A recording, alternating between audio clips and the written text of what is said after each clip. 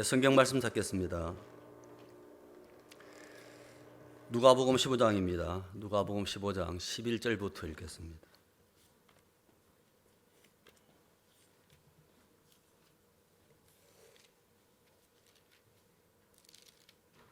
(11절에서) 24절까지입니다.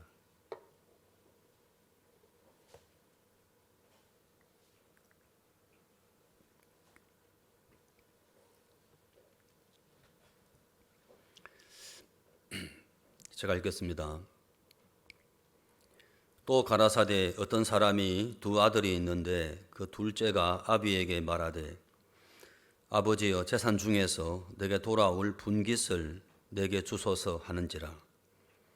아비가 그 살림을 각각 나누어 주었더니 그 후 며칠이 못되어 둘째 아들이 재물을 다 모아가지고 먼 나라에 가 거기서 허랑방탕하여 그 재산을 허비하더니 다 없이 한 후 그 나라에 크게 흉년이 들어 저가 비로소 궁핍한지라. 가서 그 나라 백성 중 하나에게 붙여 사니 그가 저를 들러 보내어 돼지를 치게 하였는데 저가 돼지 먹는 쥐염 열매로 배를 채우고자 하되 주는 자가 없는지라. 이에 스스로 돌이켜 가로되 내 아버지에게는 양식이 풍족한 품꾼이 얼마나 많은고 나는 여기서 줄여 죽는구나. 내가 일어나 아버지께 가서 이르기를 아버지여 내가 하늘과 아버지께 죄를 얻어사오니 지금부터는 아버지의 아들이라 일컬음을 감당치 못하겠나이다. 나를 품꾼의 하나로 보소서 하리라 하고 이에 일어나서 아버지께로 돌아가니라. 아직도 상거가 먼데 아버지가 저를 보고 측은히 여겨 달려가 목을 안고 입을 맞추니 아들이 가로되 아버지 내가 하늘과 아버지께 죄를 얻어사오니 지금부터는 아버지의 아들이라 일컬음을 감당치 못하겠나이다 하나 아버지는 종들에게 이르되 제일 좋은 옷을 내어다가 입히고 손에 가락지를 끼우고 발에 신을 신기라. 그리고 살찐 송아지를 끌어다가 잡으라. 우리가 먹고 즐기자. 이 내 아들은 죽었다가 다시 살아났으며 내가 잃었다가 다시 얻었노라 하니 저희가 즐거워하더라. 끝까지 읽었습니다. 화면에 보니까 우리 군산 우리 자매님들도 보니까 정현숙 자매도 보이고 보입니다. 부인 회장님도 보이시고 박우수 목사님 어제 미국 출국을 하시다 보니까 전국 사역자 방에 이번 주간은 박 목사님과의 기도의 모임이 없사오니 각자 알아서 하십시오. 그렇게 이제 올라오셔가지고 저희 교회도 이제 오늘부터인지 지난주부터인지 부인의 이 코로나 시대에 우리가 무슨 주야장천 계속 모이기를 부인회는 한 번은 이제 교회에서 모이고 한 번은 각자 아파트 이제를 중심으로 저희들 말하면 하나리움 아파트, 코롱 아파트, 성일 아파트 중심으로 많이 나오거든요. 아파트에서 목사님의 말씀과 또 기도회를 같이 참여하고 마친 다음에 이제 전도하러 나가는 쪽으로 했는데 목사님 기도회가 없어져 버린 거예요. 갑자기 이제. 그래서 어떡하나 이제 하고 막 헤매고 있는데 할 수 없이 이래 뭡니까? 김천으로 와라. 돈도 안 드는데. 그래서 아침에 오 목사님께 말씀드렸더니 내 줬잖아. 우리 김천 집회 줌 주소. 본교회 목사님이 강사 나가서 딱 말씀 전하면 얼마나 기뻐하겠냐고. 저는 별로 그런 마음 안 가지거든. 그래서 이제 오늘 같이 들어왔습니다. 줌에 계시는 분들 감사합니까? 손으로 한번 표시해 보십시오. 다 돌아가셨나? 다 얼어버리셨나? 아무튼 반갑습니다. 아까 근데 손 내리세요. 저기 정현수 자매님 좀 벌 받고 있는 것 같은데 화면이 멈췄습니까? 그 CTN 뭐 사회자라고 합니까? 야, 어떤 그분들은 저렇게 그 어떤 논리 정연하게 분명하고 압축성 있게 탁탁 끊어서 말하는지 너무 말을 잘한 것 같아요. 근데 그분 하는 이야기를 목사님은 또 다 끊어버리시고 목사님 할 말씀 다 이게 하시더라고요. 근데 그 중에 이제 무슨 이야기 하셨냐면 구원을 받기 전까지는 우리가 아무것도 하면 안 됩니다. 예. 괜히 우리가 해봐야 진짜 복음이 마음에 이루어지는 것을 방해할 뿐 우리가 해서 될 일은 아무것도 없더라. 왜냐하면 주님 이미 다 이루어 놓으신 세계를 발견만 하면 되는데 종교는 발견을 못하도록 우리 마음을 완전히 이렇게 흔들어 놓는 일만 해버리잖아요. 이제 불신, 별로 중요치 않는 어떤 지식들, 논리 그것이 마음을 잡아버리니까 종교인들이 오히려 더 구원받지 못하는 쪽으로 이렇게 흘러가치더라고요. 아무것도 하지 마라. 할 것도 없겠지만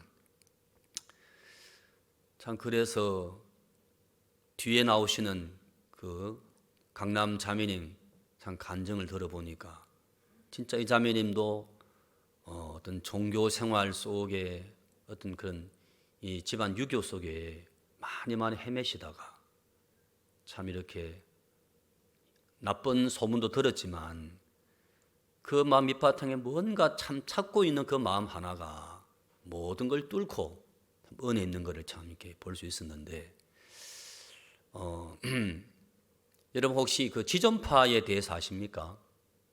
지존파.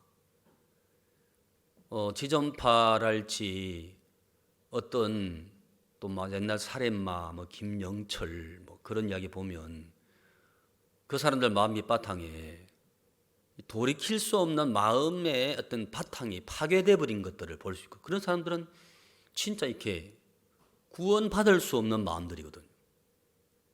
죄를 많이 지었다고 악하게 살았다고 구원을 받는 게 아니고 구원받을 수밖에 없는 마음의 구조는 별도로 있는 거더라고요. 예를 들면 사람들의 마음이 어떤 최소한의 양심, 영혼의 각성, 하나님의 존재와 그분에 대한 두려움, 마음 그런 것들이 마음에 깔려 있어야 되는 것이지 사람들 마음이 더러워지고 무뎌지고 죄악의 깊이 빠져버리면 회개를 할 수 없는 상태까지 갔을 때 이미 늦었다는 거죠. 그러니까 그 지존파의 그 두목이 김기환인가 하는 사람이더라고요. 그래서 이 사람이 우리나라가 한참 1900 이제 경제 발전이 70년, 80년, 90년대 들어오면서 이제 굉장한 빈부격차가 심해지면서 너무너무 자기가 억울한 마음이 드니까 사람들을 이렇게 모집을 한 거예요. 복수하기 위해서. 잘 사는 사람을 무조건 우리는 죽여버리자. 어떤 그런 조직 폭력배는 많지만 사람을 죽이기 위해서 만들어진 단체는요, 지존파가 처음이자 마지막이에요. 그 5명을 모집했는데 설명을 이제 이 브리핑을 한 거예요. 우리가 이 조직을 왜 만드냐면 우리는 복수를 해야 된다. 그 말 설명 듣고 다 도망가 버렸어요. 우리는 그렇게까지 못하겠다. 해서 이제 진짜 사회에 제일 억울한 마음이 많은 사람을 다시 4명을 모집해서 자신과 합해서 총 6명을 모집해서 백화점에 이렇게 그 명단이 들어와 있는 1200명을 물색해서 계속 전화해서 불러내가지고 잡아서 이제 죽이고 또 가족들도 돈 뺏어내고 그렇게 이제 했더라고요. 보니까. 잡히게 됐던 이제 그 계기가 뭐냐면 그 이제 연인 사이에 있었던 한 이씨라는 여자가 자기 연인을 죽인 거예요. 살기 위해서 죽인 거예요. 또 다른 부부를 또 이제 죽였죠. 그런 사이에 다이너마이트를 이제 만지는 과정에서 폭파가 되면서 일당이 중상을 입고 병원에 입원했을 그 틈새를 이용해서 이제 어떤 그 상가에 숨어들었고, 그 상가 주인이 형사와 이렇게 친분이 있어가지고 형사에게 이제 신고하면서 그 집을 덮치게 되고, 그러니까 다 잡게 됐는데, 마지막에 하고 싶은 말이 없느냐 물어보니까 하여튼 우리 어머니를 못 죽이고 죽는 것이 나는 억울하다. 그 어머니가 그 말 듣고 설마 우리 아들이 그런 말을 했으려고. 참 나중에는 사실을 알게 되면서 그렇게 어머니가 고통했다 하더라고요. 그러면서 1994년도에 그래 했다가 2년 뒤에인가 이분들 다 사형을 당해서 끝이 이제 났는 사건이란 말입니다. 근데 어떻게 사람들이 잡혀가지고 형사들한테 이렇게 이 조서를 꾸미고 치조를 당하면서도 그냥 실룩실룩 웃으면서 있었다 하더라고. 그리고는 이제 마지막으로 할 말이 없는가. 더 많은 부자들과 우리 어머니를 못 죽인 게 한스럽다. 그러고는 다 죽었다는 거죠. 그런 거 보게 되면 여러분 진짜 악하다고 나쁘게 살았다고 구원받는 게 아니고 회개할 수 있는 어떤 마음의 지점이 있는 거더라고요. 어떤 부인이 있었는데 이 부인이 이렇게 바람을 피웠어요. 남편 몰래. 했는데 어느 날 이런 집회에 와서 말씀을 듣고 강사 목사님을 만나서 이렇게 대화가 되면서 다음 날 또 온 거예요. 오자마자 이 부인이 목사님에게 마음을 이렇게 고백을 했어요. 목사님, 사실은 제가 남편 몰래 연하의 남자와 함께 부정한 관계를 맺고 있습니다. 그때 목사님 질문이, 아주머니 즐기십니까? 끊고 싶습니까? 끊고 싶어요. 왜 끊고 싶습니까? 하니까 하는 말이, 내가 남편한테는 한 번, 고등학교 아들에게는 2번 들킬 뻔했습니다. 남편한테 들키면 내가 뺨 한 대 맞고 이혼하면 그만이지만 남편도 뭐 무슨 일이 있었던 것 같아. 아들에게 들키면 아들의 인생을 망치는데 차마 그 짓은 내가 못하겠습니다. 우리 아들 때문에서라도 저는 이 관계 끊어야 됩니다. 그런 이야기를 하더란 거죠. 그 순간에 목사님 마음에, 야, 내가 홍씨를 만났구나. 여러분, 홍씨가 뭐예요? 예? 홍씨, 잘 익은 감. 맞죠? 저는 예배당 제가 새롭게 옮기는 곳마다 저는 항상 2가지 나무를 심는데 포도나무하고 감나무는 심어요. 왜냐하면 다들 아이들이 좋아하고 열매가 잘 맺히잖아요.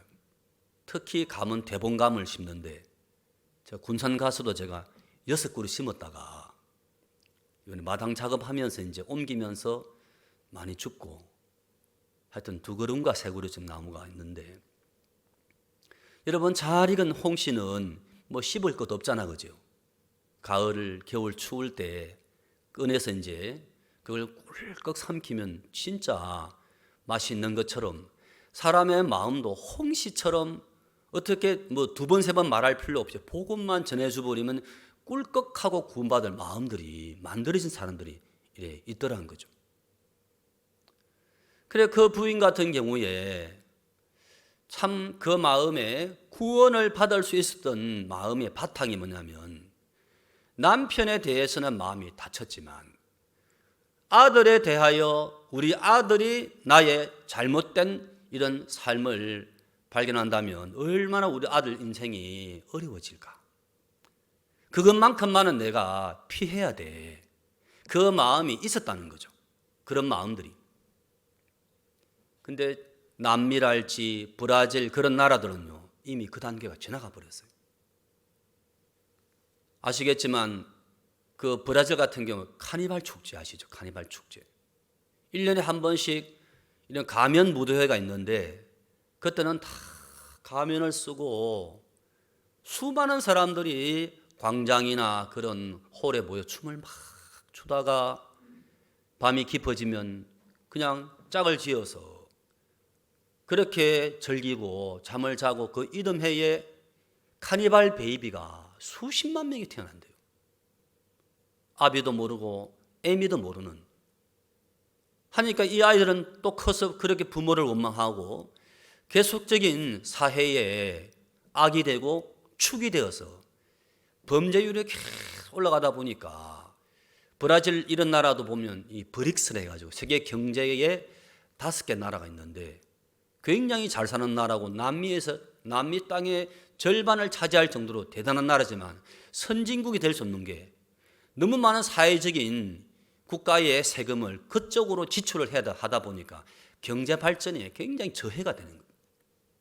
잘못된 문화, 잘못된 성풍속 때문에 사람들의 마음의 구조 자체가 너무 삐뚤어져 있는 거예요.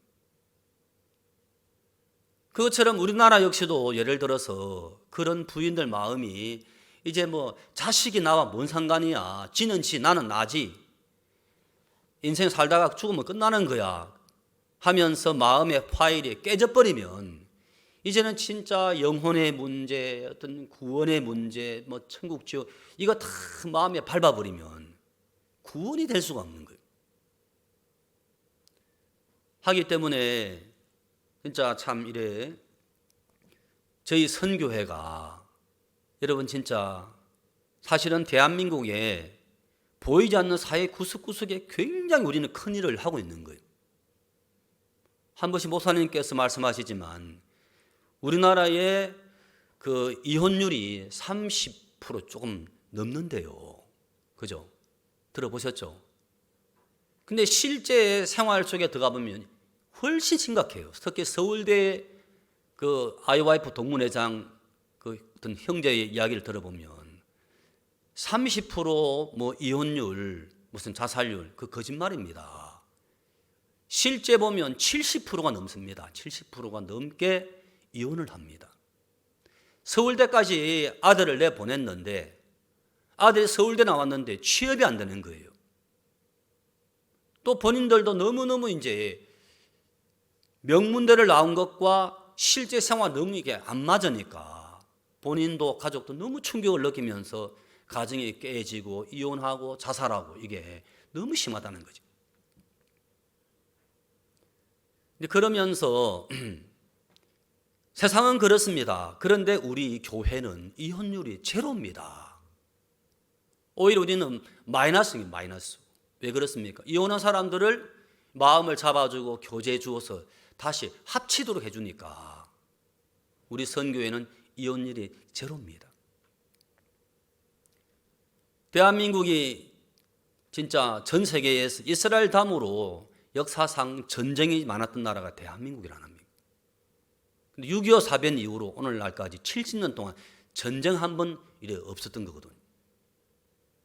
그리고 신기한 건 1989년도에 해외 선교사님 내보낼 그 시점에 세상에 여러분 옛날에는 러시아라고 안 했거든요. 뭐라고 했습니까? 소련이 무슨 뜻이었습니까?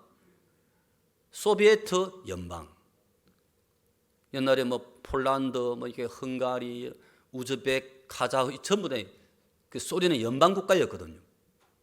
우리가 복음을 전하고 해외 선교사 내보는 그 시점에 소련이 이게 붕괴가 되면서 다시 옛날로 다 돌아가 버린 거예요. 지금 그런 나라에 대부분 우리 선교사님 다 나가 있고 엄청나게 복음의 역사가 벌어지는가 하면 같은 시기에 중공이 무너지고 또 무엇이 세워졌습니까? 중국. 그죠? 중공은 뭐예요? 중국 공산당인데 이게 사회주의 국가로 넘어와지면서 중국이 되어졌는데 요즘은 다시 옛날로 돌아가는 것 같아. 하지만 한때 1989년도에 참 그런 공산주의가 참 무너지면서 급속도로 이제 우리 복음이 들어갔단 말이에요. 복음이. 그 중국에 저도 제 마음에 제일 기쁘고 행복했던 해외 선교가 어떤 그런 집회가 중국. 그렇게 그 인력거를 타고 막 마을 구석구석에 해집고 다니면서 새벽 일찍에 복음 전하고 또 이제 어두워지면 밤 11시에 또 빠져나와서 또 다음 마을로 이동하고 그렇게 처소를 다니면서 복음 전했던 그때가 너무 좋았는데 요즘에는 많이 좀 이렇게 선교사님들이 좀 쫓겨나오기도 합니다만 대한민국이 그 많은 북한과 주변 강대국 사이에서 어려움도 있지만 그걸 넘어서 이런 경제 발전 또 이제 한류라고 할까 전 세계 많은 사람들이 대한민국을 이렇게 좋아하고 그렇게 한국을 인정해주고 도와주며 선진국 반열에 들어섰다고 유엔에서 정상적 공포를 할 정도로 2차 세계대전 이후 후진국이 선진국 된 나라는 대한민국밖에 없다. 처음엔 제 마음에 야 진짜 박정희 대통령이 잘했어 그랬었는데 알고 보니까 그게 아니고 박정희 대통령 경제발전 이루던 그 시기에 여러분 무슨 일이 있었는가 아십니까? 그 시기와 정확하게 맞물려 돌아갔던 게 박옥수 목사님이 구원받은 때와 똑같이 돌아가는 거예요. 목사님 1962년도에 구원받으셨고 경제개발이 1964년부터인가 들어가더라고요.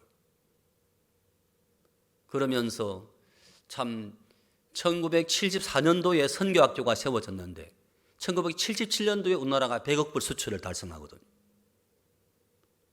그래서 대한민국이 그 위험한 것 어려운 조건을 다 뛰어넘고 전 세계에 많은 사람들이 우러러보는 이런 참 잘 산 나라 되어진 근본 원인이 뭐냐. 이 복음이 있다고 하는 것 외에는 답이 안 나와요. 절대 답이 안 나와요. 예? 저는 옛날에 영유라고 하는 드라마를 본 적이 있었는데 그때 김정일이가 그 아버지 김일성한테 묻습니다. 아버지 왜 남침하지 않습니까? 하니까 그 아버지 김일성이 책상을 딱 내려치면서 미군 때문이야 그랬거든요. 근데 그게 아니고 박옥수 때문이야. 누구 때문이라고요? 대한민국에 사실 복음이 있고 이 대한민국의 거듭난 그리스도인을 통해서 전 세계 복음이 전파될 걸 아셨기 때문에 하나님은 진짜 우리 대한민국을 아끼셨고 지키셨고 그래서 참 이래 복음이 힘있게 전파되어진 것이 아니냐. 저는 참 개인적으로 그런 마음 먹는데 맞습니까? 네, 아멘 되십니까?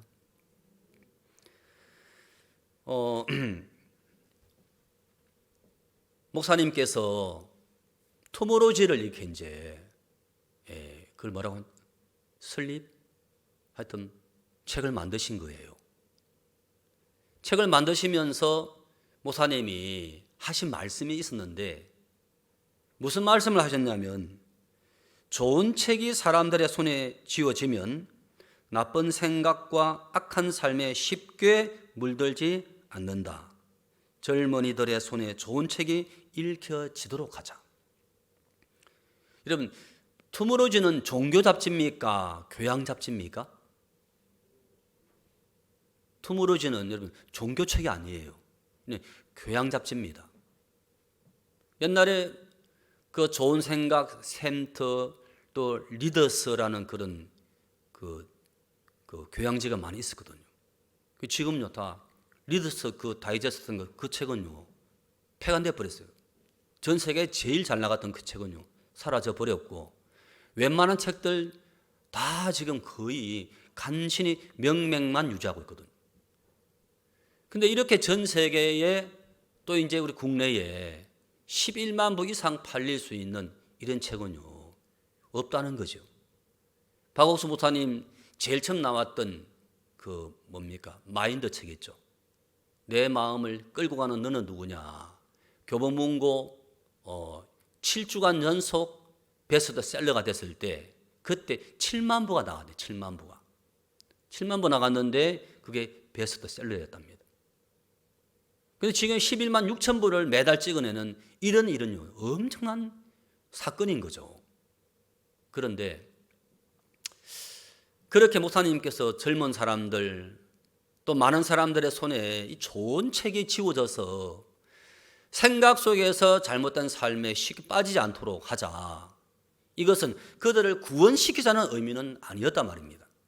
구원은 바로 복음으로 연결되는 것이기 때문에 신앙적인 측면이고 종교적인 측면이지만 그 너머에 진짜 지존파 같은 사람들 또 그렇게 진짜 끊고 싶어요. 왜 끊고 싶습니까? 차마 우리 아이를 망칠 수는 없잖아요. 했던 그런 부인들의 마음이 진짜 지켜지고 복음과 연결되어지기까지 그래도 우리 사회가 좀 안정적인 기반 위에 있었지만 지금은 굉장히 심각한 거예요. 제가 여러분의 한 가지 제가 읽어드리겠습니다. 뭐냐면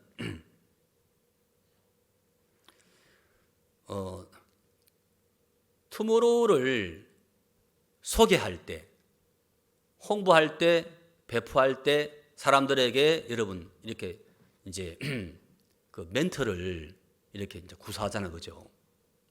제일 짧으면서도 설득력 있는 이야기가 이런 내용이 한번 들어보시고 필요하시면 여러분도 적용하시면 좋겠습니다. 사람이 책을 만들고 책은 더 많은 사람을 만든다. 이 시대에 미래를 지고 나가야 할 젊은이들의 손에 책이 아닌 스마트폰이 쥐어져 있다. 게임과 오락은 즉흥적 사고의 현실 도피형 사람을 만들지만 책은 사람에게 깊은 사고와 미래지향적 인재를 양성하는 보고가 된다.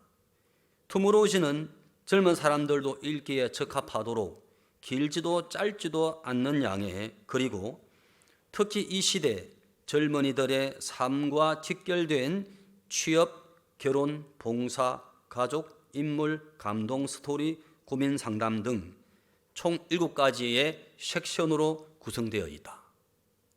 섹션이란 항목. 그렇게 이제 어떤 사람이 보더라도 꼭 나에게 필요한 내용들이 7가지 항목으로 이렇게 글이 만들어져 있다는 거예요.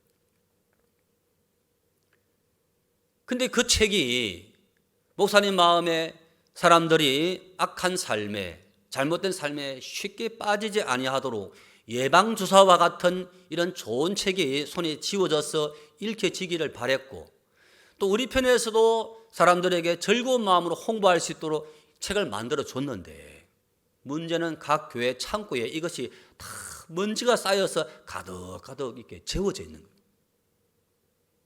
오늘 제가 여러분들에게 투모로 홍보하러 나온 것 같은데 끝까지 들어주시기 바랍니다. 어느 교회라 말하기엔 그렇는데요. 투모로 본부장님이 본교회 목사님에게 질문한 거예요. 목사님, 우리 교회는 150건이 옵니다. 근데 매달 50건씩 쌓였는데 지금 창고에 거득합니다. 그런데 다음 달부터는 5,000건이 온답니다. 어떻게 하면 좋습니까? 너무 막 이렇게 어려워하는 그 표정을 보면서 이제 그 목사님이 같이 고민에 잠긴 거예요. 야, 이 책은 본디는 그런 목적이 아니었는데 왜 이렇게 어려워하지? 원인이 뭐지? 하고 이제 살펴보신 거예요.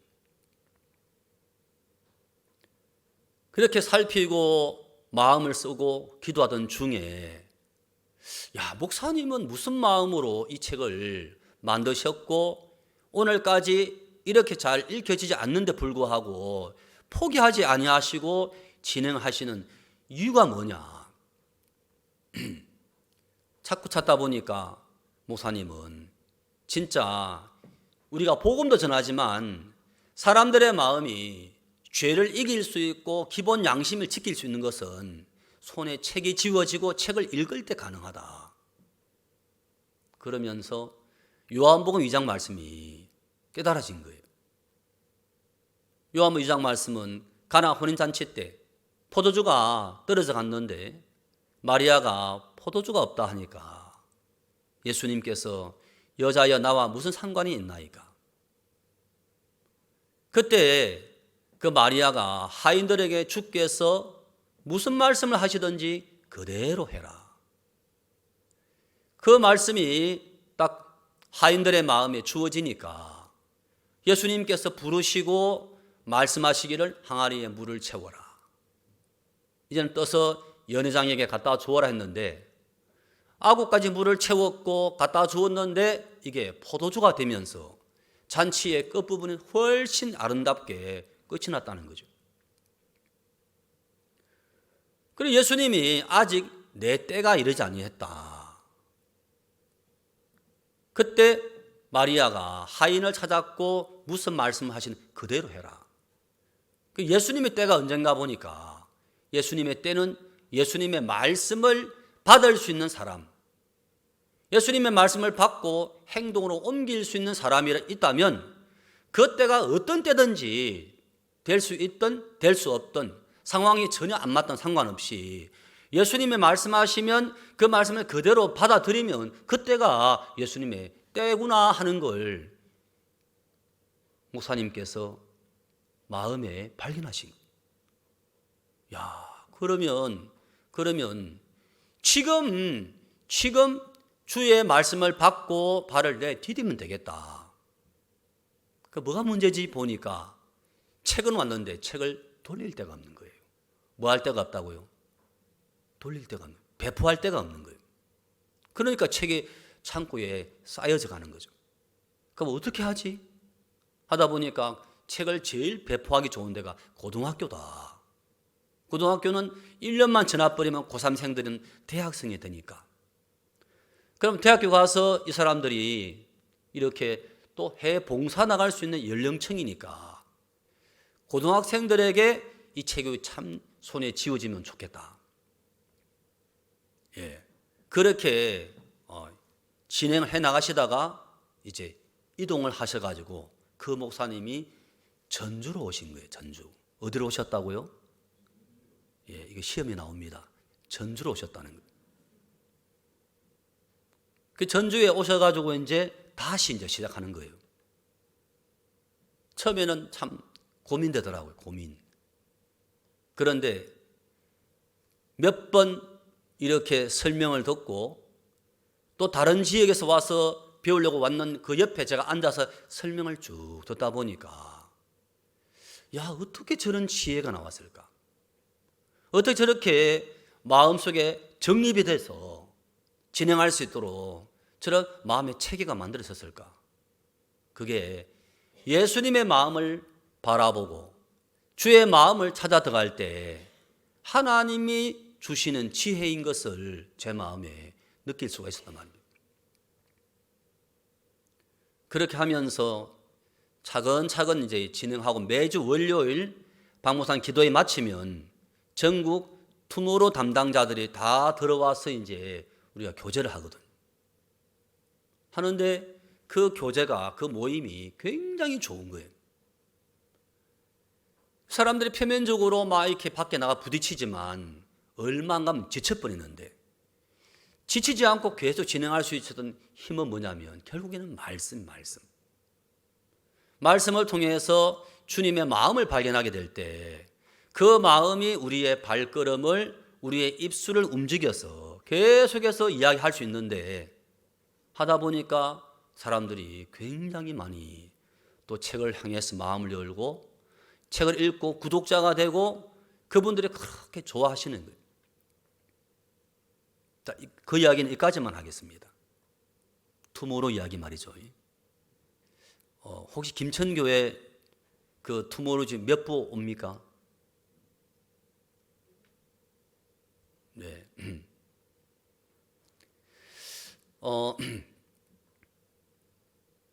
오늘 제가 누가복음 15장 이야기했습니다.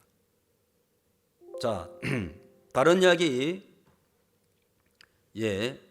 보다도 아들이 아버지께 돌아오는 그 시점의 마음 한번 보십시다. 자, 보면 18절입니다. 18절. 내가 일어나 아버지께 가서 이르기를 아버지여 내가 하늘과 아버지께 죄를 얻어 사오니 지금부터는 아버지의 아들이라 일컬음을 감당치 못하겠나이다. 나를 품꾼의 하나로 보소서 하리라 하고 이에 일어나서 아버지께로 돌아가니라. 아직도 상거가 먼데 아버지가 저를 보고 측은히 여겨 달려가 목을 안고 입을 맞추니 아들이 돌아오는 것은요, 그죠? 여러분, 아들이 그냥 돌아온 게 아니고 아들이 아버지께 돌아가야 할 이제는 때가 된 거예요. 그죠? 아버지보다 내가 훨씬 지혜롭고 내가 낫다 생각했는데 막상 살아보니까 진짜 내같이 어리석고 내같이 멍청하고 내같이 답답하고 내 같은 바보가 없구나. 돼지 우리를 거치면서 이제 아버지 집이 기억나면서 아버지께로 돌아오는데 그것도 자기 한계 안에서 돌아오더라고요. 어떻게 돌아옵니까? 19절에서 지금부터는 아버지의 아들이라 일컬음을 감당치 못하겠나이다. 나를 품꾼의 하나로 보소서 하리라. 그랬단 말이에요. 이게 무슨 뜻입니까? 만약에 아버지가 나를 안 받아주신다면 내가 품꾼의 하나라도 되게 해달라고 내가 부탁을 해야 되겠다. 참 귀한 마음이죠. 맞습니까?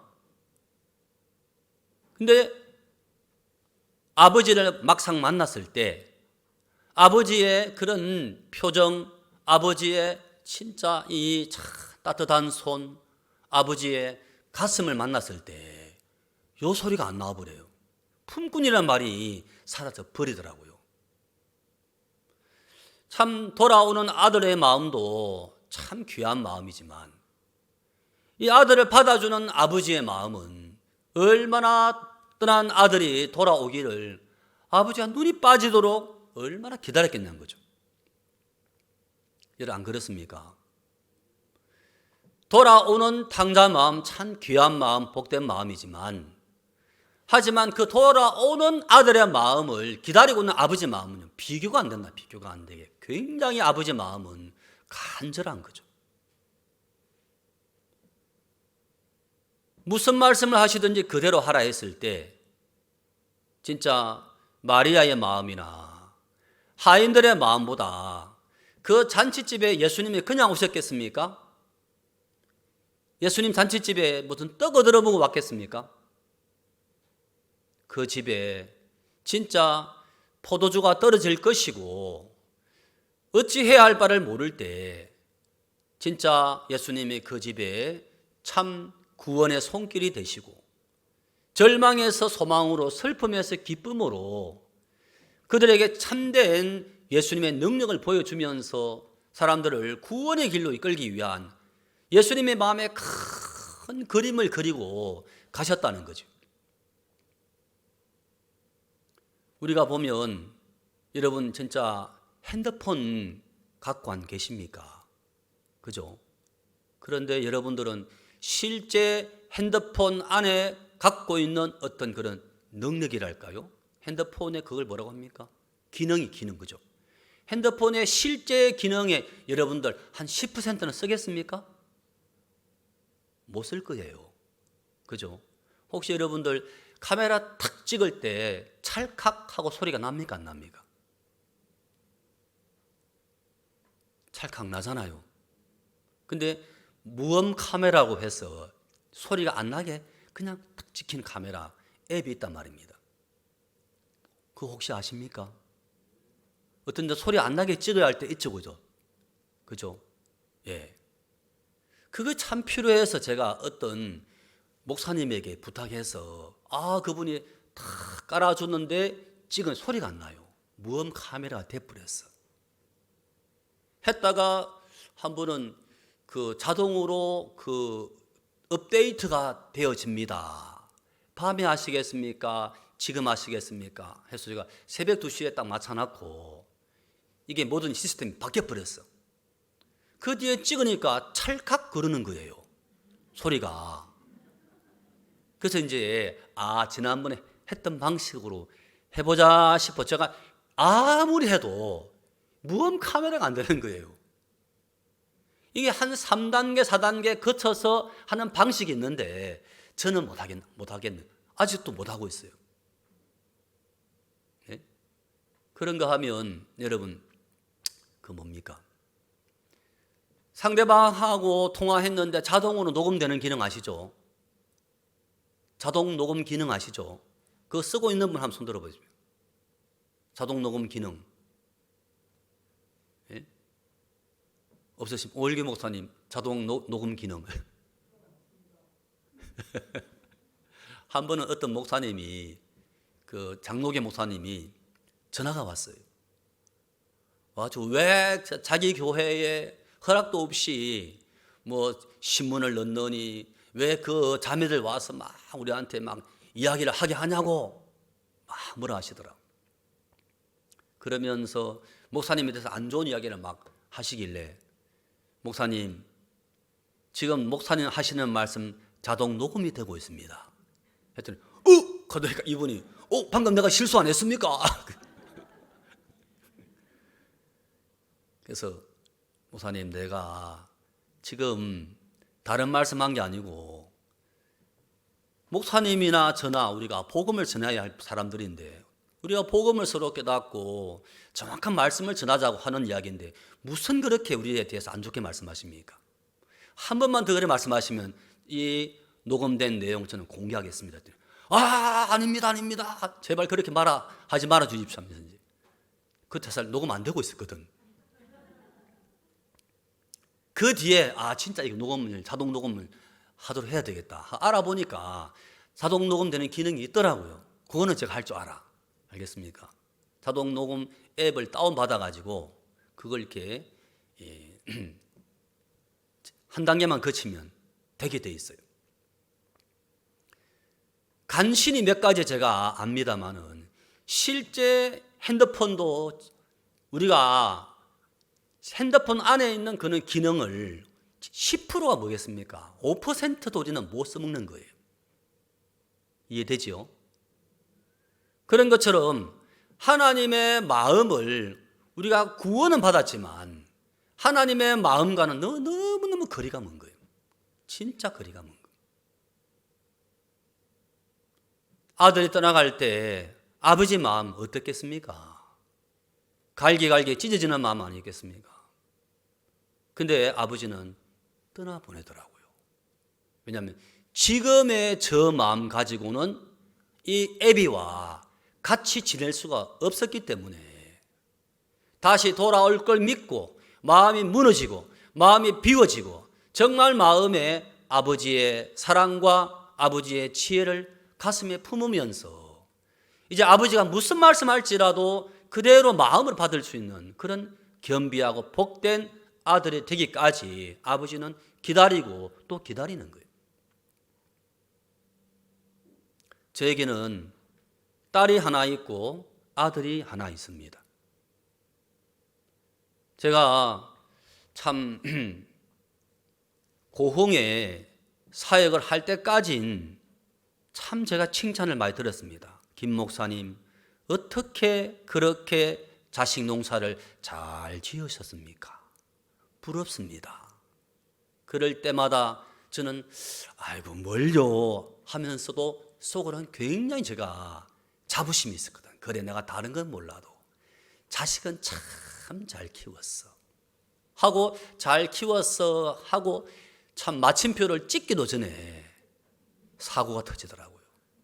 문제가 막 터지면서 참 딸이 아빠 안녕히 계세요. 아빠 돌아가실 땐 제가 올게요. 그전엔 찾지 마세요. 편지를 남겨놓고 떠나버린 거예요. 야, 참 세상에 우째 이런 일이, 우째 나에게 이런 일이 정말 자식은 내가 잘 키웠다 마음에 자부심을 갖고 있었는데 그 딸 자식이 내 마음에 진짜 가슴에 못을 박고 떠나버리더라고. 그랬었는데 참 돌아왔어요. 그 참 돌아와서 지금은 참 청주 링컨, 또 전주 링컨, 광주 링컨, 링컨 교사로 지금 이제 영어 교사로 이제 쓰임을 받고 있는데요. 참 딸이 한때 그 뭡니까? 우리나라의 그 GMB 영어 학원이라고 아십니까? GMB 영어 학원. 우리나라에 3,000개 이상의 전국 그 지점이 있는 거기에 특채로 이제 본사가 서울에 있고 기술 본사가 대전에 있는데 딸이 자마이카를 갔다 왔는 그런 이렇게 체험담을 이야기하면서 저는 이곳에 돈을 벌기 위해서 온 것이 아니고 진짜 우리가 모르는 사이에 너무나 가난하고 어려운 그 나라에 가서 청소년들을 위해서 봉사하고 싶습니다. 그걸 위해서 지금 전 잠깐 여기에 오게 된 것뿐입니다. 했는데 그 본부장 되시는 분이 내가 찾던 사람이 바로 자네 같은 사람이다. 그래서 이제 같이 일을 하면서 전국에 GMB 학원 원장님들을 다 이렇게 불러 모아서 교육을 시키는 중에 전화가 온 거예요. 아버님, 저는 기술 본사 본부장 아무개입니다. 따님을 좀 쓰고 싶습니다. 지금 쓰고 있지 않습니까? 했더니 하는 말이 지금은 교육 파트인데 경영도 같이 하고 싶습니다. 우리 딸은 경영을 모를 텐데요. 그거는 제가 가르쳐 주면 됩니다. 딸이 집에 왔어요. 아빠, 나를 너무 잘 보신 것 같아요. 앞으로는 별 보고 출근해서 별 보고 퇴근해야 되는데 내 몸이 버틸 수 있을지 모르겠어요. 하지만 일단 네가 배운 게 그거니까 한번 쓰임을 받아봐라. 그래 이제 얘가 한 교육 파트에 한 1년 반 그리고 이제 경영 쪽에 한 6개월 했는가 어느 날 얘가 푹 하고 쓰러져 버린 거예요. 그리고는 이제 참 병원에 가야만 했고 또 수술도 받아야만 했고 주변에서는 부모님 떠나서 혼자 사는 게 그게 보통 어려운 거 아닙니다. 그래 집에 참 오게 해서 엄마가 해주는 밥을 먹고 지내도록 했으면 좋겠다고. 그 집에 와서 1년 동안 푹 쉬면서 떨어진 부자지간에 부녀지간에 모녀지간에 정을 또 느낄 수도 있었고 좋았거든요. 1년 좀 지나니까 힘이 돌아오니까 나 돈 좀 벌고 싶어요.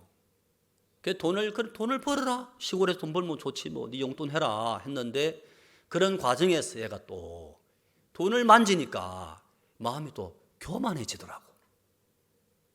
그래 하다가 이제 아빠하고는 대화가 안 돼요 가면서.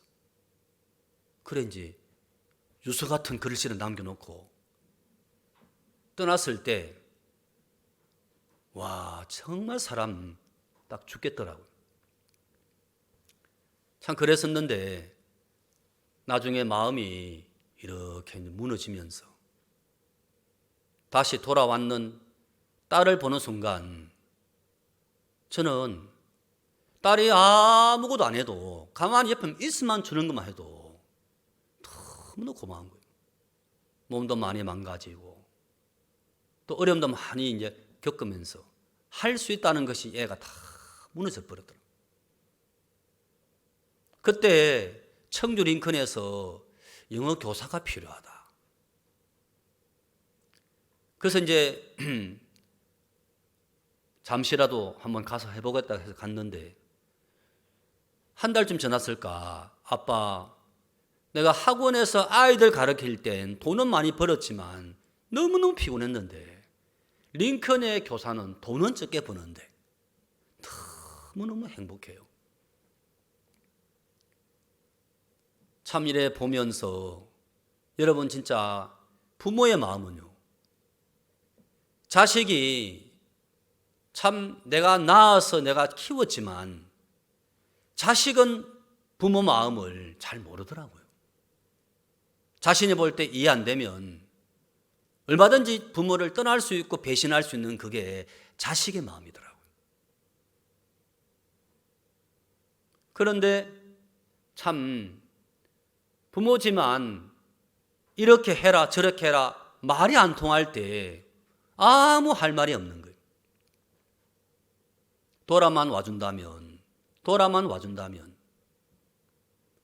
참 딸이 실패하고 몸도 약해지고 돌아오게 됐을 때 그냥 딸이 돌아온 것 그것만으로 해도 감사한 거예요.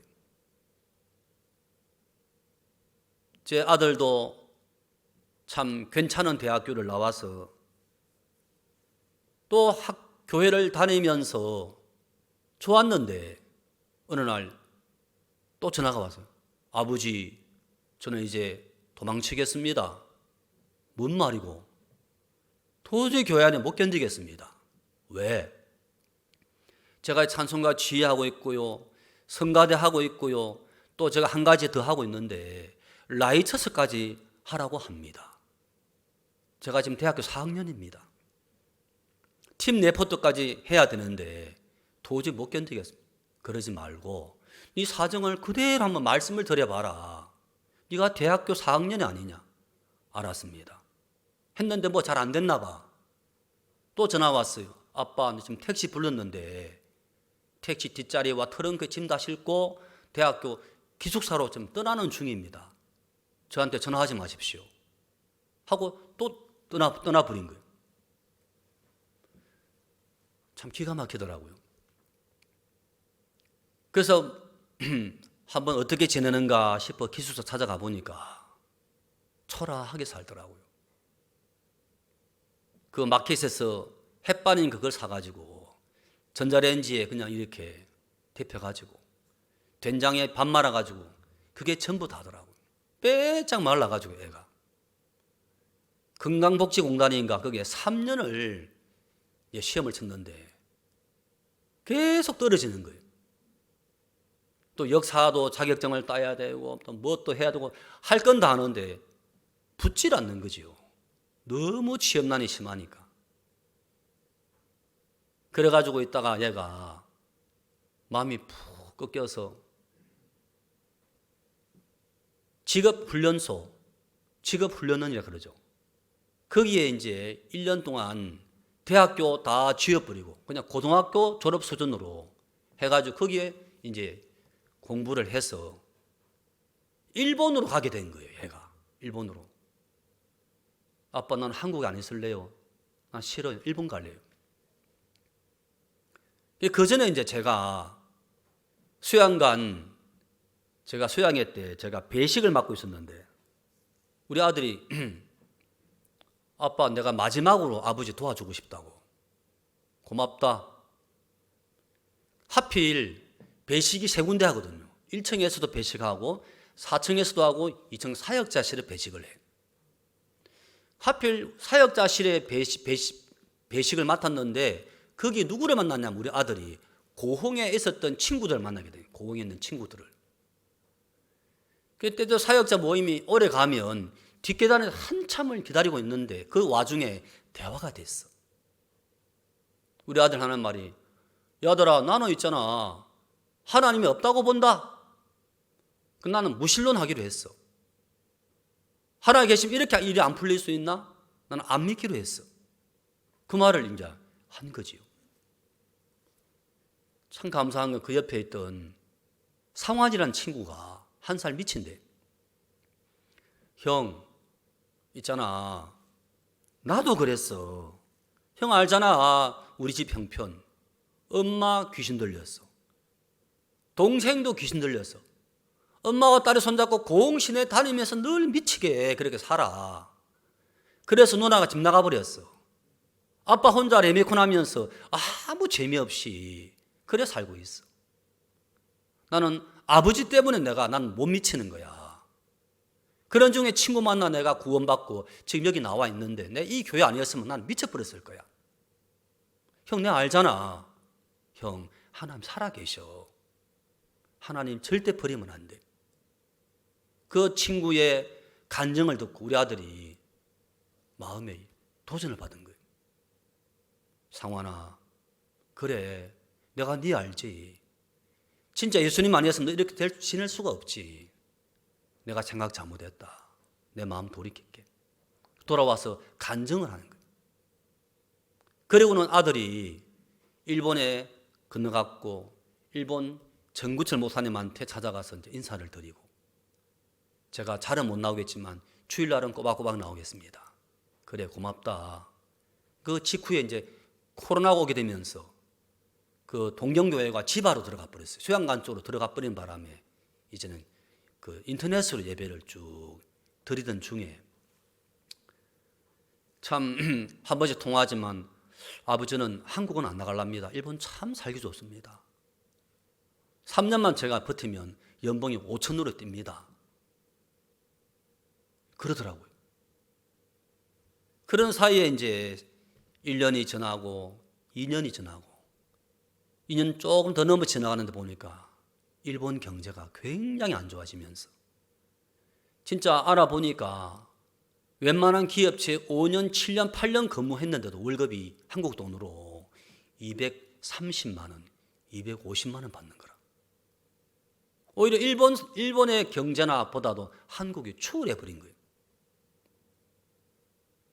그러면서 그렇게 자신을 일본에 머물러 있어 설득했던 사장님의 이야기도 마음에 신뢰가 가지 아니하면서, 야, 참 내가 한다는 것이 뭐든지 내가 한다는 것은 이게 실패구나. 이게 아니었구나. 나 이제 가족에게 돌아가야 되겠다. 내가 못 먹고 내가 보리밥 먹더라도 가족과 함께 아버지 또 어머니 누나 얼굴 쳐다보면서 내가 살아야 되겠다. 그 시기에 일본에 막 뭐 코로나가 극심해지고 막 태풍이 몰아치고 지진 나고 막 그 시기에 전자 겁나서 우리 아들 코로나 걸리면 어떡하냐 거기서 했었는데 사장님한테 나가서 저는 한국으로 돌아가겠습니다. 너 가면 또 올 거야. 사표 내지 말고 휴직계 처리해라. 너는 돌아오게 될 거야. 저는 돌아올 일이 없습니다. 그렇게 마음을 정하고 한국으로 돌아왔거든. 그 집에 와서 2주간 격리 마치고 참 잠깐 지금 자기 누나 집에 가 있는데 참 아들이 돌아오는 것으로 살아만 있어다오. 돌아오면 너무 고맙지만 진짜 부모의 마음은요, 자식이 잘하고 못하고 보다 그냥 살아만 있고 내 곁에 와준다면 그것처럼 고마운 게 없더라고요. 우리는 내 편에서의 마음이 너무 발달이 되어 있습니다. 내 편에서 하나님 생각하고 내 편에서 구원을 생각하고 내 편에서 신앙을 하려는 마음이 더 크지. 참 이런 나를 오래오래 기다려 주셨던, 나를 구원하신 하나님의 섭리, 하나님의 손길, 하나님의 참된 기다림과 크나큰 자비와 긍휼, 그 마음까지는 우리가 잘 만나지를 못하더라고요. 그래서 목사님께서 우리에게 우리가 항상 악하다, 그거 하나만 알고 있다면 우리가 왜 교만해지냐. 우리가 말씀을 믿지 않고 말씀 우리가 찾지 않고 우리 마음에 하나님이 없기 때문에 그 조금 안다고, 조금 은혜 입었다고, 열매 조금 맺었다고 쉽게 우리 마음이 교만해지는 그것이 우리 마음 중심에 하나님을 향한, 하나님이 우리를 향한 그 마음이 너무너무 빈약하다는 거죠. 오늘 이 참 말씀을 이래 보면서 20절 한번 보십시다. 이에 일어나서 아버지께로 돌아가니라. 그 다음에 뭐라고 말씀되어 있습니까? 아직도 상거가 먼데. 분명히 성경 말씀에 돌아갔다고 되어 있습니다. 돌아가니라. 그죠? 돌아가고 있는데 이 거리가 좁혀지지를 않는 거예요. 그런 말이 있죠. 그러면 형제지간은 촌수로 따지면 몇 촌이죠? 형제지간은 촌수가요 2촌입니다. 아시죠? 예. 부부지간은 몇 촌이에요? 부부지간은 0촌. 부부지간 촌수가 없으면 돌아서면 남이기 때문에. 맞죠?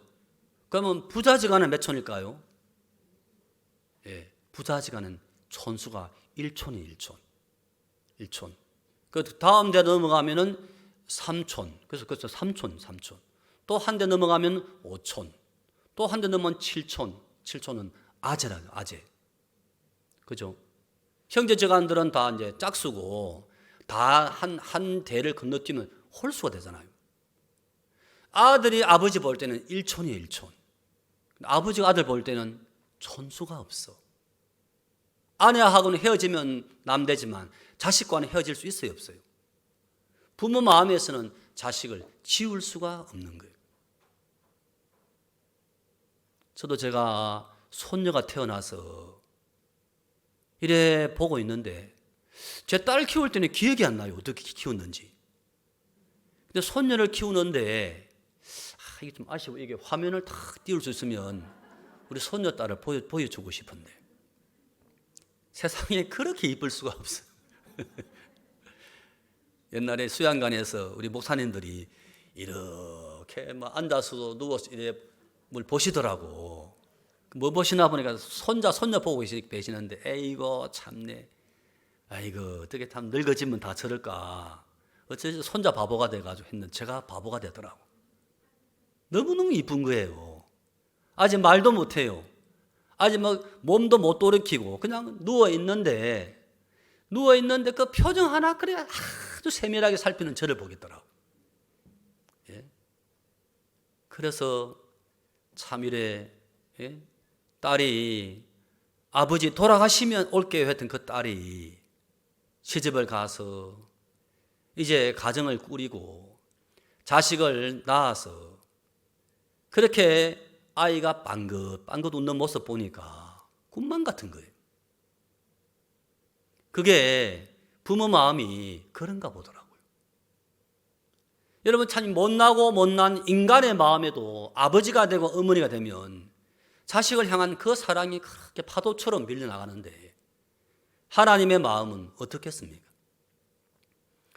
우리가 이사야 53장을 다시 한번 보겠습니다.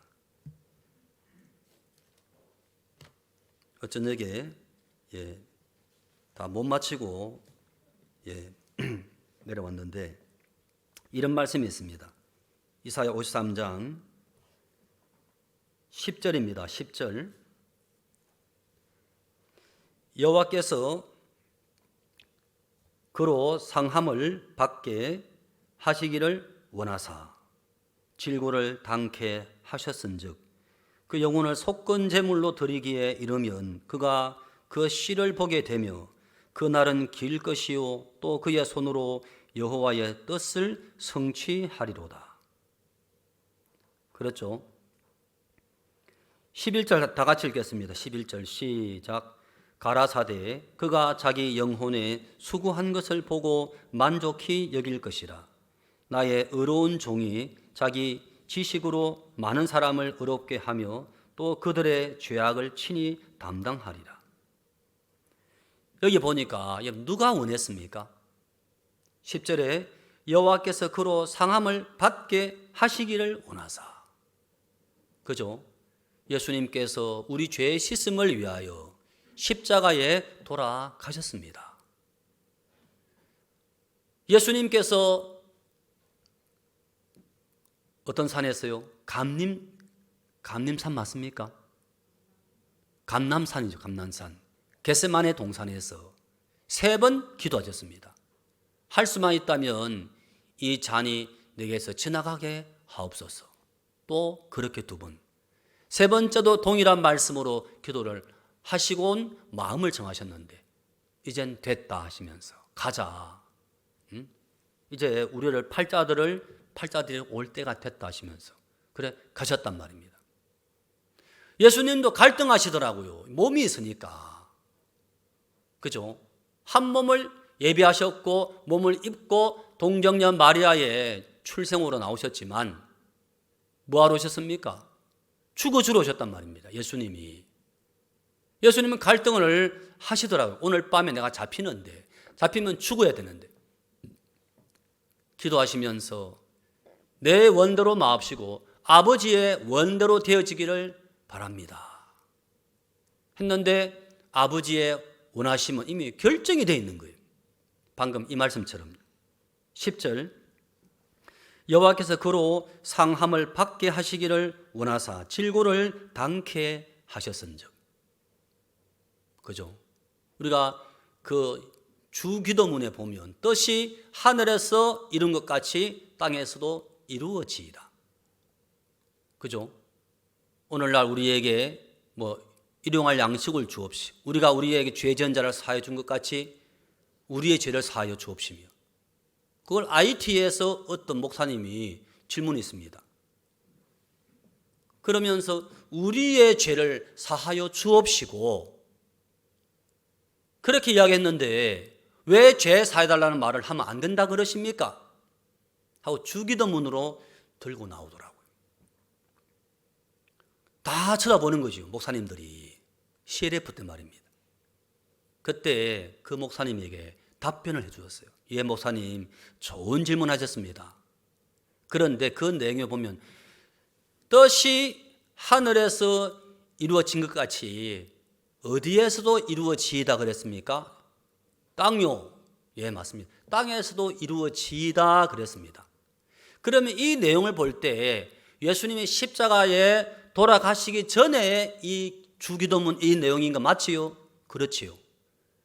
그러면 예수님께 돌아가실 때 맨 마지막에 뭐라고 말씀하셨습니까? 다 이루었다 하지 않았습니까? 그 말은 하늘에서 이루어진 뜻이 땅에서도 다 이루어졌다는 겁니다. 그래서 이제 그 말은 내가 무사하게 십자가에 올라가서 못 박혀 피 흘리고 죽도록 그렇게 이루어질 수 있도록 너희들 기도해라 그런 뜻입니다. 예수님께서 이제 돌아가셨고 죄를 다 이루었기 때문에 주 기도문은 효력 상실입니다. 왜? 다 하셨기 때문에. 했더니 갑자기 옆에 계시는 많은 목사님들이 박수를 막 치면서 아멘, 아멘 하더라고요. 근데 갑자기 그분이 하면서 맞네 그러시더니 이분이 구원을 받아버리더라고요. 그 질문했던 그 목사님이 이거는 이미 이루어진 거네요 하면서 그러면 저도 죄가 없습니다. 우리는 예수님의 피로 내 죄 사함 받아서 막 기뻐합니다만은 아까 그분 그러지요. 아까 CTN의 앵커맨이 하는 말이 우리가 복을 받으려 할 필요가 없이 이미 복을 다 주었습니다. 그랬단 말이에요. 그분도 굉장히 이분이 총기 있는 분이더라고요. 그래서 아들이 아버지께 돌아오기 전에 아버지는 돌아오기를 바라셨고 아들이 돌아왔을 때 품꾼의 하나로 보아 주십시오 해도 품꾼이 뭐냐? 품꾼이 네가 내 아들이지. 절대 아들 이상도 아들 이하도 될 수 없는 아버지 마음의 아들은 똑같이 아들인 거예요. 하나님께서 우리를 인생 가운데 정말 실패와 고통과 많은 절망 가운데 있게 하신 것은 처음에 하나님의 마음에 있었던 정말 우리를 품고 싶었던 정말 우리를 안아주고 싶었던 그 당신의 원함을 이루기 위해서 필요에 의해서 잠깐 그렇게 우리를 슬픔과 절망과 고통 속에 있게 하였던 것뿐이지 그렇게 되어지면서 마음을 낮추어서 복음을 받아들인다면 얼마나 복입니까? 맞죠? 예. 에베소서 1장 한 군데 보고 말씀을 마치겠습니다. 에베소서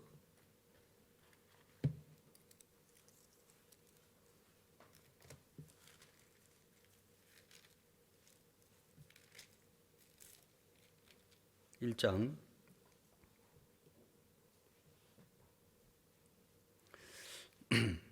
13절입니다. 그 안에서 너희도 진리의 말씀 곧 너희의 구원의 복음을 듣고 그 안에서 또한 믿어 약속의 성령으로 인치심을 받았으니 그랬습니다. 이 말씀에 보니까 그 안에서 그란 말이 계속 나오죠. 그죠? 예, 그 출발이 어디냐면 3절입니다. 3절. 찬송하리로다.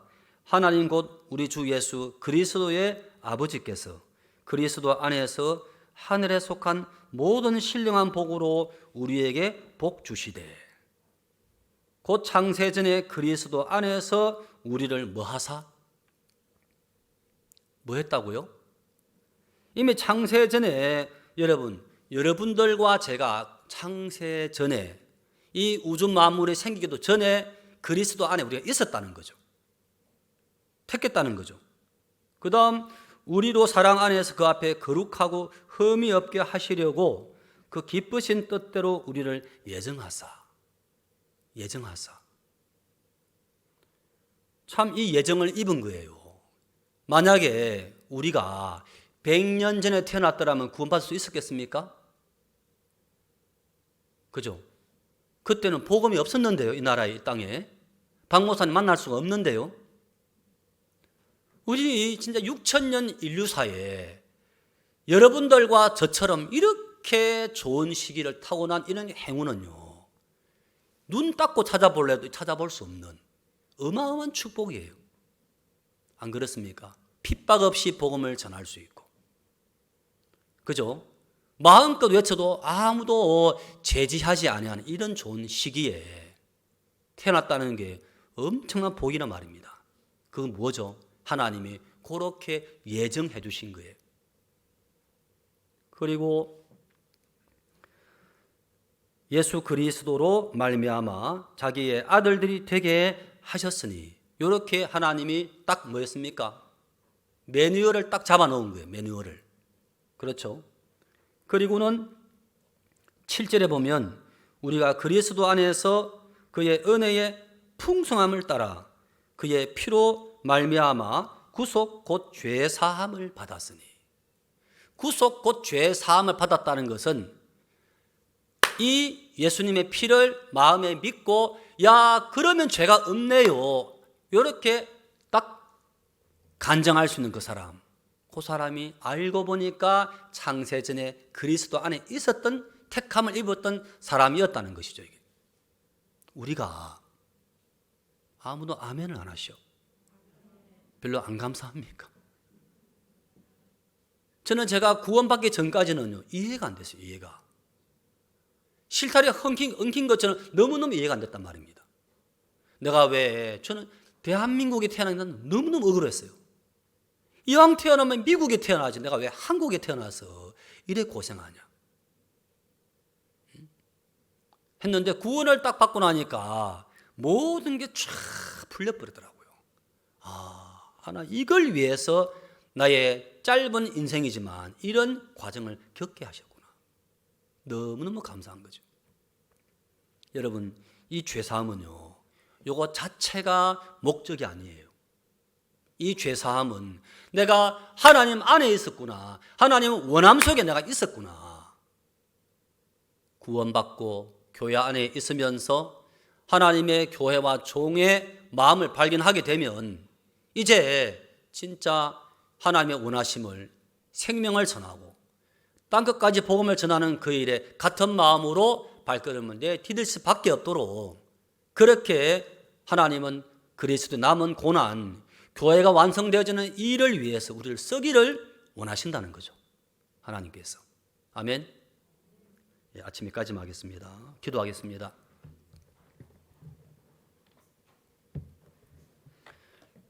하나님 감사합니다.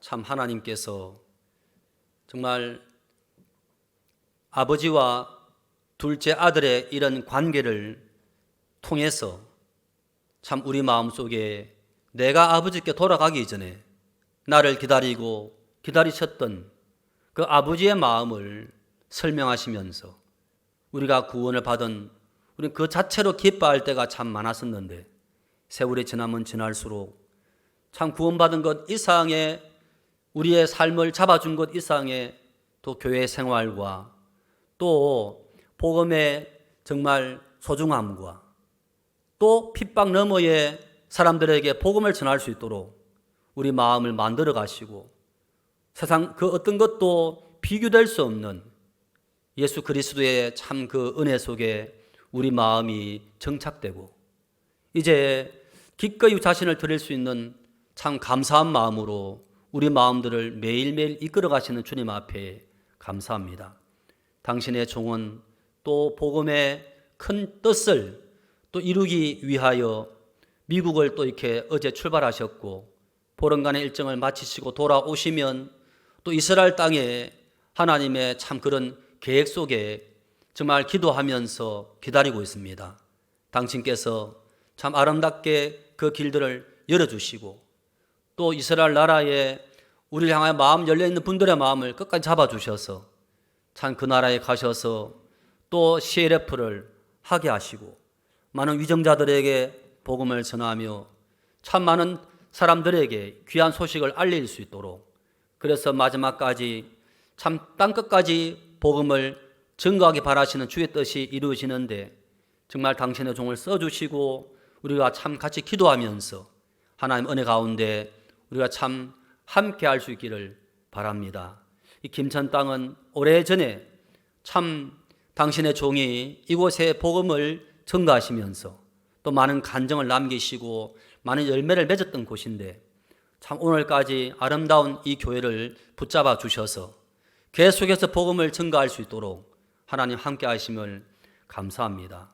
이번 한 주간 참 짧지만 시간 또 말씀들을 우리 가운데 또 허락하시고 그 말씀이 이루어지게 하시고 하나님 이 교회로 말미암아 더 많은 사람들이 구원을 받으며 주님 안으로 돌아올 수 있도록 하나님께서 은혜와 축복을 더해 주시기를 바랍니다. 또 이부 시간도 주님이 축복해 주시옵소서. 예수님의 이름으로 기도하였습니다. 아멘. 이부 시간 교제하는 시간 갖겠습니다. 감사합니다.